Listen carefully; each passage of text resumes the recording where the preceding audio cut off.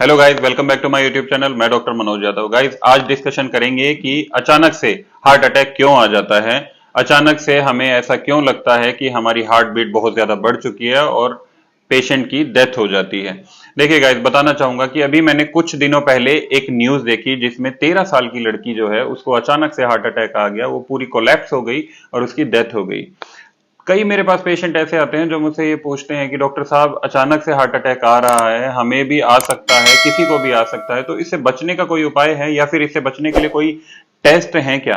तो आज मैं उन्हीं टेस्ट के बारे में आपको बताना चाहूंगा कि कुछ इंपॉर्टेंट और बेसिक टेस्ट हैं जिनको आप करवा के पहले ही पता लगा सकते हो कि आपको अटैक आने वाला है या नहीं आने वाला है। तो गाइस देखिए, कुछ केसेस तो ऐसे होते हैं हमारी लाइफ में कि जिन्हें अटैक आने से रोका जा सकता है, लेकिन कुछ केसेस ऐसे होते हैं जिनकी रोका नहीं जा सकता, जिनको वो होना ही होना है। तो अब देखिए, एक नॉर्मल इंसान है या फिर एक बच्चा है, तो उसको कैसे आप डिटेक्ट करोगे कि आपको अटैक आने वाला है, उस बच्चे को अटैक आने वाला है या उस नॉर्मल इंसान को अटैक आने वाला है। इसके लिए क्या होता है, आपके पास दो तरीके हैं। मान लीजिए कि रिसेंटली देखो, अभी एक कोविड आया था 2020 और 21 के अंदर। अगर किसी को सीरियस कोई कोविड इन्फेक्शन हुआ है तो आपको उसका टेस्ट करवाना पड़ेगा, हार्ट के टेस्ट करवाने पड़ेंगे, उसकी बॉडी का, उसके लीवर का कंप्लीट बॉडी हेल्थ भी चेकअप करवाना पड़ सकता है। तो आपको ऐसे पेशेंट को टेस्ट करवाना होगा जो कोविड से काफी ज्यादा सीरियस था। उससे आपको पता लगेगा कि इन्हें कोई हार्ट की बीमारी तो नहीं है। दूसरा गाइस, कि अगर मान लीजिए किसी को बहुत ही ज्यादा चक्कर आते हो या फिर पहले कभी चक्कर आए हो, कोई बेहोश हो गया हो, खड़े होने में दिक्कत हो रही हो, बीपी काफी ज्यादा हाई रहता हो, शुगर काफी ज्यादा हाई रहता हो, या फिर कोलेस्ट्रॉल या ट्राइग्लिसराइड, इनमें से कोई भी प्रॉब्लम हो, तो ऐसे पेशेंट को आपको हार्ट के टेस्ट के लिए बोलना चाहिए, उसका टेस्ट करवाना चाहिए। देखिए गाइस, बताना चाहूंगा कि आज से कुछ समय पहले ऐसा हुआ करता था कि 30 से 40 या फिर 50 साल की एज में हमें बोला जाता था कि आपको अपने हार्ट का टेस्ट करवाना चाहिए या फिर आपको अपनी पूरा हेल्थ चेकअप करवाना चाहिए।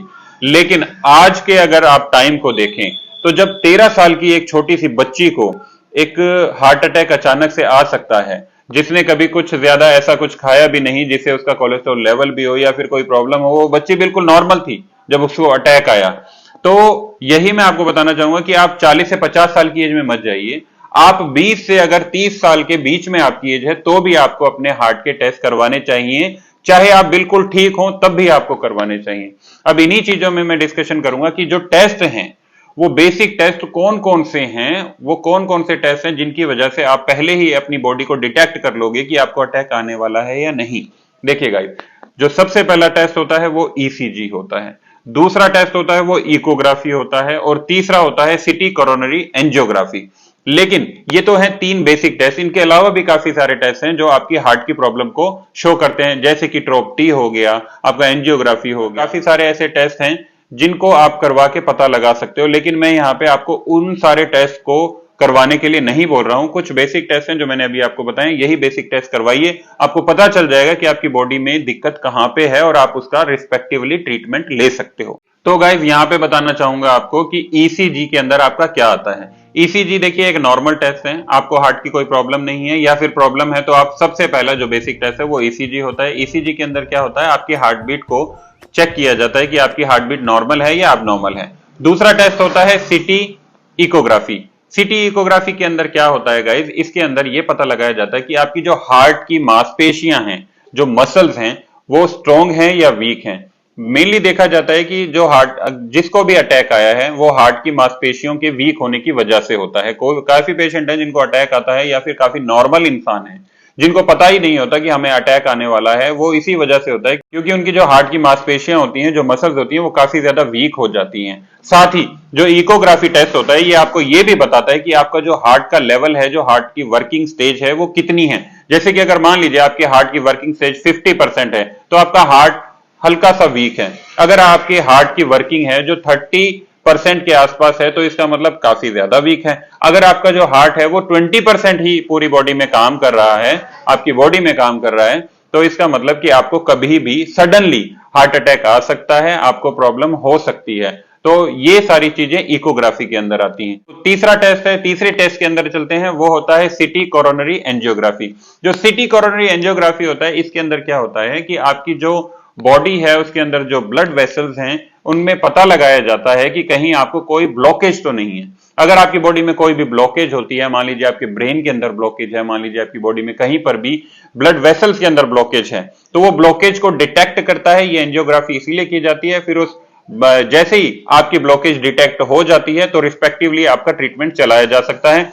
अगर आपको ब्लॉकेज नहीं है तो इसका मतलब आपको आने वाले समय में कोई भी हार्ट की प्रॉब्लम नहीं होने वाली है। लेकिन फिर भी इन कुछ चीजों का मैं आपको यहां पे बताना चाहूंगा कि अगर मान लीजिए आपको हार्ट की कोई प्रॉब्लम नहीं है और आप सोचते हैं कि मैं बिल्कुल सही रहूंगा, तो ये आपकी सबसे बड़ी गलतफहमी होगी। आपको अपने खाने के ऊपर कंट्रोल रखना पड़ेगा। आपको फास्ट फूड वगैरह चिकनी तली हुई चीजों से दूर रहना पड़ेगा। नॉर्मल वो चीजें खाइए जो आपके घरों में बनती हैं। ज्यादातर हम लोग क्या करते हैं कि ऑयली चीजें खाने लग जाते हैं। कोई फेस्टिवल आ गया, जैसे कि अब दिवाली आने वाली है, तो हम बाहर की चीजें खाने लग जाएंगे, मिठाइयां ज्यादा खाने लग जाएंगे, जिनकी वजह से क्या होगा, आपका ब्लड शुगर भी काफी ज्यादा बढ़ सकता है, कोलेस्ट्रॉल लेवल भी काफी ज्यादा बढ़ सकता है। अगर यही चीजें सबकी सब बढ़ जाएंगी, अगर आपका मोटापा भी बढ़ जाएगा, तो आपको हार्ट की प्रॉब्लम होने में टाइम नहीं लगेगा। आपको कभी भी हार्ट की प्रॉब्लम हो सकती है। 3 टेस्ट मैंने आपको बताए हैं जो बेसिक टेस्ट हैं। इन तीनों टेस्टों को करवा के आपको पता लग सकता है कि आपकी बॉडी के अंदर कोई हार्ट की प्रॉब्लम है या नहीं। इसके अलावा में एक टेस्ट और है जिसके बारे में मैं आपको बता, जो आपकी हार्ट की प्रॉब्लम को डिटेक्ट करता है, उसको बोलते हैं होल्टर टेस्ट। होल्टर टेस्ट के अंदर क्या होता है गाइस, मान लीजिए अगर आपको हार्ट की कोई छोटी सी प्रॉब्लम हुई है तो आपको एडमिट करवाया जाता है किसी भी कार्डियोलॉजिकल हॉस्पिटल में, कार्डियोलॉजिकल डिपार्टमेंट में। वहां पे होल्टर एक मशीन होती है जो 24 घंटे के अंदर आपकी हार्ट बीट को डिटेक्ट करती है कि आपकी हार्ट बीट के अंदर कोई अबनॉर्मेलिटी तो नहीं आ रही है। अगर आपको अबनॉर्मेलिटी आती है तो काफी सारे टेस्ट होते हैं, रिस्पेक्टिवली आपका ट्रीटमेंट चलता है। हो सकता है कुछ टाइम के लिए आप हॉस्पिटलाइज भी हो जाएं, तो ये एक अलग टेस्ट हो जाता है। मेनली जो टेस्ट मैंने आपको बताए हैं, 3 ही मुख्य टेस्ट हैं, जिनमें सबसे पहला है आपका ईसीजी, दूसरा आता है इकोग्राफी, तीसरा आता है सीटी कोरोनरी एंजियोग्राफी। ये तीनों टेस्टों को करवा के आपको कंफर्म हो जाएगा कि आपको कौन सी मेडिसिन लेनी चाहिए अगर आपको हार्ट की कोई प्रॉब्लम है। अगर आपको हार्ट की कोई प्रॉब्लम नहीं है तो अपने बॉडी को एक्टिव रखिए, सुबह जॉगिंग कीजिए, शाम को खाने के बाद में भी आपने हल्की फुल्की वॉकिंग करनी है। उसके बाद में आपने रूटीन में पानी जरूर पीना है और रूटीन लाइफ में एक्सरसाइज जरूर करते रहना है। कोई प्रॉब्लम नहीं आती है। बाकी कुछ भी अगर पूछना हो तो स्क्रीन पे मेरा नंबर दिया हुआ है, आप मुझे कॉल कर सकते हैं, मैसेज कर सकते हैं। प्लीज इस चीज का ध्यान रखिए कि मैं आपको फोन कॉल्स पर कुछ ही इंफॉर्मेशन दे सकता हूं।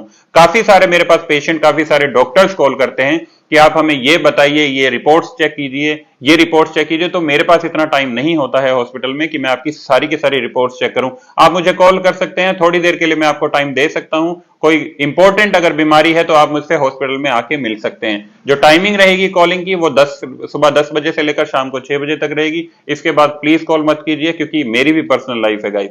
बाकी कुछ भी पूछना हो स्क्रीन पे नंबर दिया ही हुआ है, मैंने आपको बता दिया, आप मुझे कॉल कर सकते हैं। Thank you.